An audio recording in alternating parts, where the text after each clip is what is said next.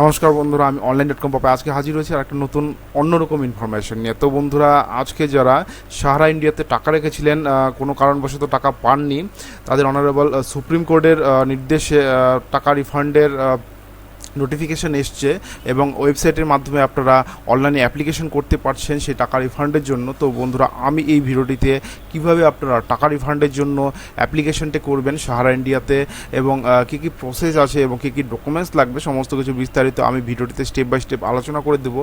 আশা রাখি যারা সাহারা ইন্ডিয়াতে টাকা রেখেছেন বা টাকা ওই ডিপোজিট করেছিলেন তারা অবশ্যই টাকা রিফান্ডটি পাবেন। আর ভিডিওটিকে ঠিকঠাক মতো দেখবেন, ফর্ম ফিল আপটি করবেন, তাহলে আশা করি আপনারা ঠিকঠাক মতো রিফান্ডের জন্য অ্যাপ্লিকেশনটি করতে পারবেন। আসুন শুরু করছি ভিডিওটি। দেখুন, সাহারা ইন্ডিয়ার যে টাকা রিফান্ডের পোর্টাল সেটা হচ্ছে MOCREFUND.CRCS.gov.in।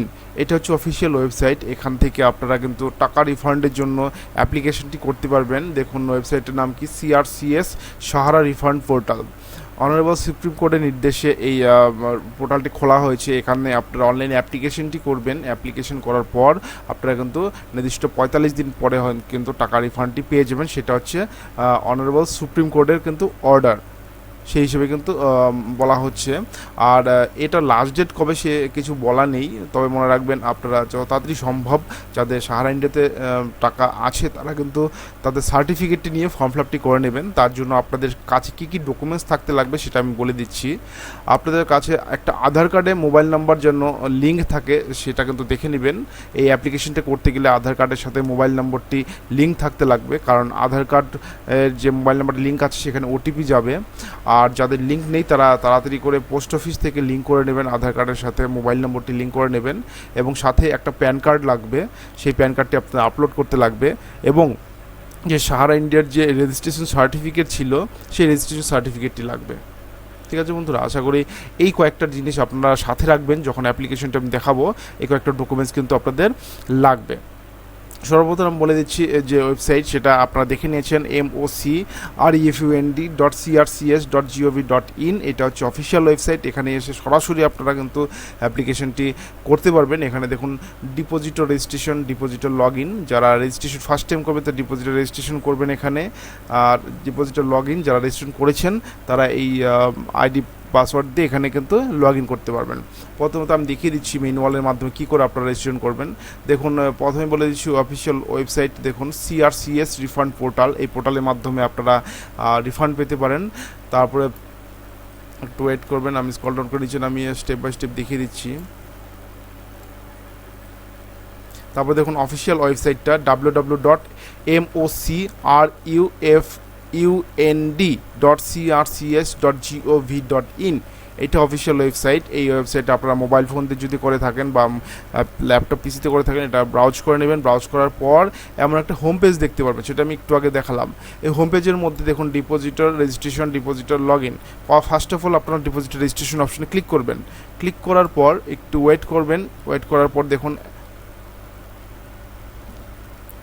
এমন একটা পেজ খুলে দিচ্ছে। এমন একটা পেজ খুলে দেওয়ার পর দেখুন বলতে যাচ্ছে বাদিকে, দেখুন কী লেখা আছে, আধার নাম্বার লাস্ট 4 ডিজিট। আধার নাম্বার লাস্টের যে 4 ডিজিট আছে সেটা এখানে লিখে দেবেন। লাস্ট 4 ডিজিট, লাস্ট যে 4টা অক্ষর আধার কার্ডে সেটা এখানে লিখে দেবেন। আপনার আধার কার্ড অর্থাৎ আপনার অ্যাপ্লিক্যান্ট যার নামে কিন্তু সেই সার্টিফিকেট আছে তার আধার কার্ড কিন্তু এখানে লিখবেন। মনে রাখবেন, যার নামে যে সাহারা ইন্ডিয়ার সার্টিফিকেটটি আছে তার কিন্তু আধার কার্ডটি এখানে লিখবেন। আধার কার্ডের লাস্টে 4 ডিজিট এখানে লিখবেন এবং আধার কার্ডের যে মোবাইল নাম্বারটা লিঙ্ক আছে সেখানে নিচে এই আধার কার্ড মোবাইল নাম্বারটি লিখবেন, অর্থাৎ আধার কার্ডের যে মোবাইল নাম্বারটা থাকবে সেটা এখানে লিখে গেট ওটিপি অপশনে ক্লিক করবেন। গেট ওটিপি অপশনে ক্লিক করার পর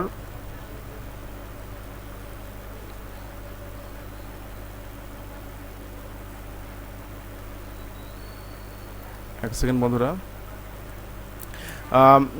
ওটিপি চলে আসবে আপনাদের মোবাইলে। আধার কার্ড যে মোবাইল নাম্বার, যে আধার কার্ড বেস মোবাইল নাম্বার যেটি আছে সেটাতে ওটিপি চলে আসবে। এখানে ওটিপি লিখবেন। ওটিপি লেখার পর ভেরিফাই ওটিপি অপশনে ক্লিক করে দেবেন। ভেরিফাই অপশনে ক্লিক করার পর হ্যাঁ, এখানে ওই ওটিপিটা দিয়ে এখানে হচ্ছে ভেরিফাই ওটিপি অপশানে ক্লিক করবেন। ক্লিক করার পর নেক্সট পেজ দেখুন এমন একটা দেখতে পারবেন। এখানে হচ্ছে ডিপোজিটার সমস্ত এখানে ডিটেলস দেখতে পারবেন। এখানে টার্ম কন্ডিশনটা দেখতে পারবেন। দেখার পর এখানে চেকবক্সে ক্লিক করে আই অ্যাগ্রি অপশনে ক্লিক করবেন।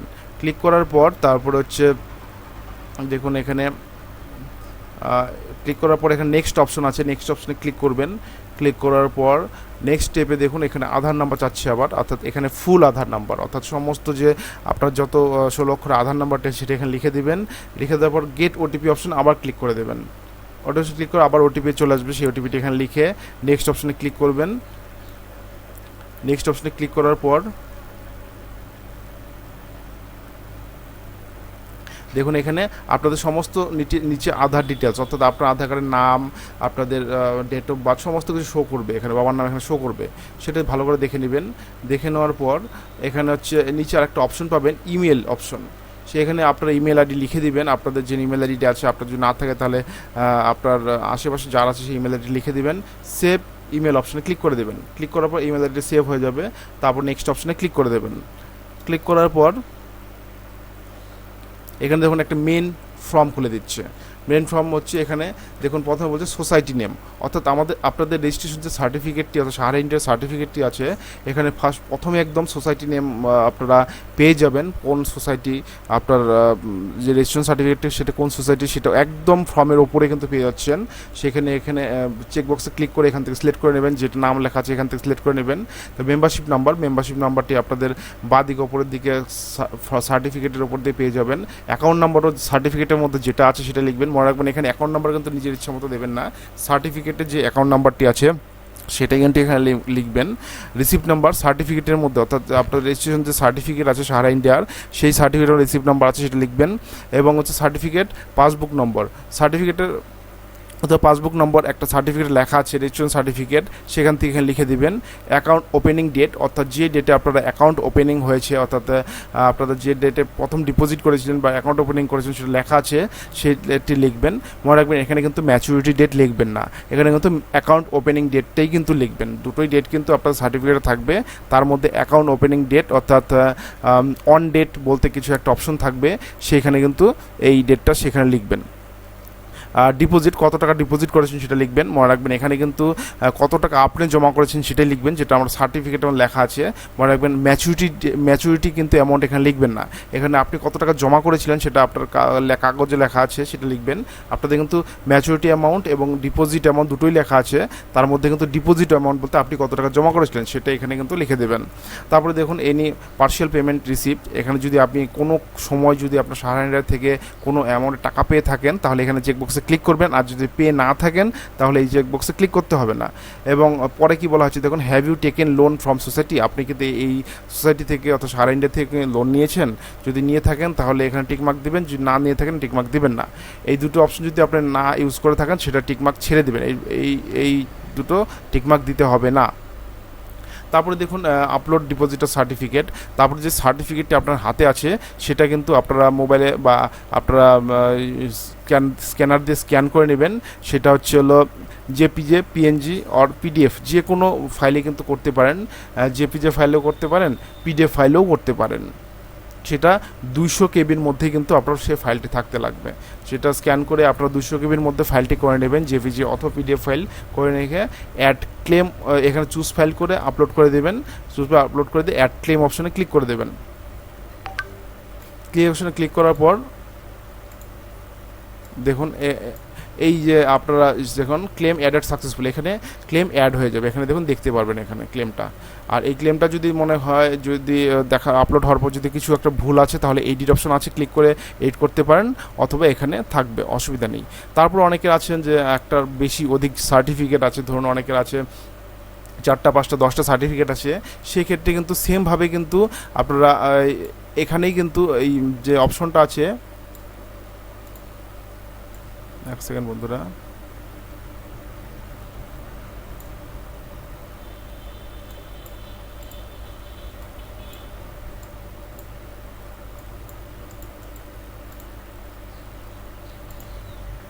সেমভাবেই কিন্তু আপনারা কিন্তু আবার সিলেক্ট করে এখান থেকে মেম্বারশিপ নাম্বার, মনে রাখবেন এখানে তথ্যগুলো সেগুলোই দিবেন এখানে যেগুলো আপনাদের সার্টিফিকেটে প্রিন্টেড আছে।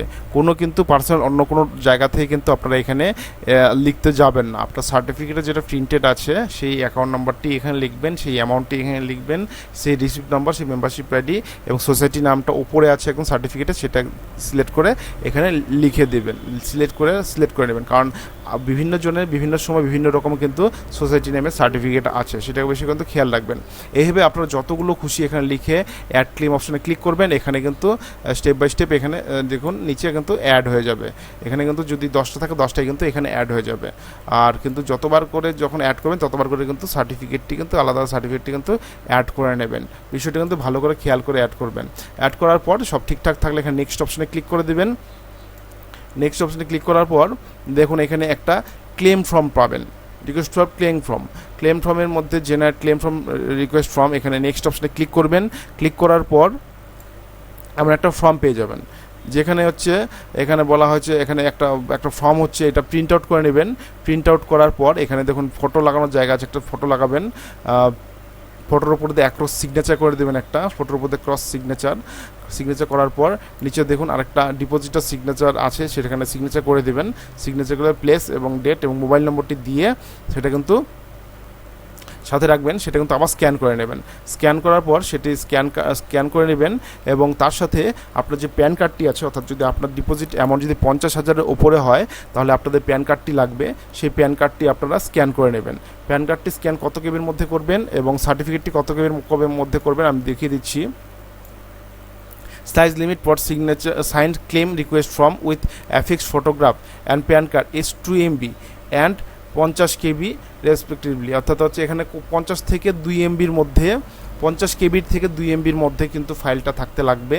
সেটা আপনারা জেপিজি অথবা পিডিএফ যে কোনো ফরম্যাটে কিন্তু আপনারা কিন্তু সেটা আপলোড করতে পারেন। আর প্যান কার্ড তখনই লাগবে যখন আপনাদের অ্যামাউন্টটি 50,000 টাকার উপরে হবে। এখানে দেখুন তারপরে দেখুন আপনার ক্লেম ফর্মটি স্ক্যান করে নিলেন, স্ক্যান করে চুজ ফাইল অপশনে ক্লিক করে আপনারা কিন্তু আপলোড করে দিলেন। আপলোড করার পর এখানে দেখুন প্যান কার্ড নম্বরটি চাচ্ছে, প্যান কার্ড নম্বরটি আপনারা লিখে দিলেন। লেখা দেওয়ার পর সেই প্যান কার্ডটি চুজ ফাইল অপশন ক্লিক করে আপলোড করে দিলেন। আপলোড করার পর এখানে নিচে দেখুন আপলোড অপশন আছে, এখানে আপলোড অপশনে ক্লিক করবেন, তাহলে এই দুটো জিনিস কিন্তু আপলোড হয়ে যাবে। আপলোড হওয়ার পর তারপর নেক্সট অপশন পাবেন, নেক্সট অপশনে ক্লিক করে দেবেন। ক্লিক করার পর কিন্তু আপনারা দেখুন আপনারা কিন্তু সাকসেসফুলি সাবমিট হয়ে যাবে। সাবমিট হওয়ার পরে একটা ক্লেম অ্যাকনোলেজমেন্ট নম্বর পাওয়া যাবে, এই অ্যাকনোলেজমেন্ট নম্বর সেটা দিয়ে কিন্তু আপনারা পরবর্তীকালে ট্র্যাক করতে পারবেন। এবং মনে রাখবেন আপনার মোবাইলেও একটা চলে যাবে, আপনার মেসেজ চলে যাবে এই অ্যাকনোলেজমেন্ট নম্বরটি। আমি বলবো আপনারা এই যে রিসিপ্টটি সেটা প্রিন্ট আউট করে নেবেন এবং মোবাইলে যেটা আছে সেটাও যত্ন সহকারে রেখে দেবেন। এইভাবে আপনারা সাহারা ইন্ডিয়ার আন্ডারে যে টাকাটা আপনারা ডিপোজিট করেছিলেন সেটা আপনারা রিফান্ডের জন্য রিকোয়েস্ট করতে পারেন অনলাইনে। আমি স্টেপ বাই স্টেপ ম্যানুয়ালের মাধ্যমে আপনাদের দেখিয়ে দিলাম। এখন অনেকের মধ্যে কোশ্চেন থাকতে পারে যে ধরুন টাকা সাহারা ইন্ডিয়ার টাকাটা আপনারা কোন অ্যাকাউন্টে পাবেন, আপনারা তো অ্যাকাউন্ট নাম্বার কোনো দিলেন না। তাহলে সেই ক্ষেত্রে বলে দিচ্ছি আপনারা আধার কার্ডে সাথে যে ব্যাঙ্ক অ্যাকাউন্টটির লিঙ্ক আছে সেই অ্যাকাউন্টে কিন্তু সরাসরি আপনারা কিন্তু টাকা পেয়ে যাবেন। এখন আপনাদের মনে কোশ্চেন আসতে পারে যে আমার কোন অ্যাকাউন্ট, সব অ্যাকাউন্টই তো আধার কার্ডের সাথে লিঙ্ক আছে, তাহলে কোন অ্যাকাউন্টে টাকা ঢুকবে। সেক্ষেত্রে বলে দিচ্ছি এখানে দেখুন ডিপোজিটের লগ ইন অপশনে ক্লিক করবেন। আবার যেহেতু দেখার জন্য ডিপোজিট লগ ইন অপশনে ক্লিক করবেন। ক্লিক করার পর এক সেকেন্ড বন্ধুরা, লগ ইন কী করে করবেন আমি সেটা দেখাচ্ছি। ডিপোজিটের লগ ইন অপশনে ক্লিক করবেন।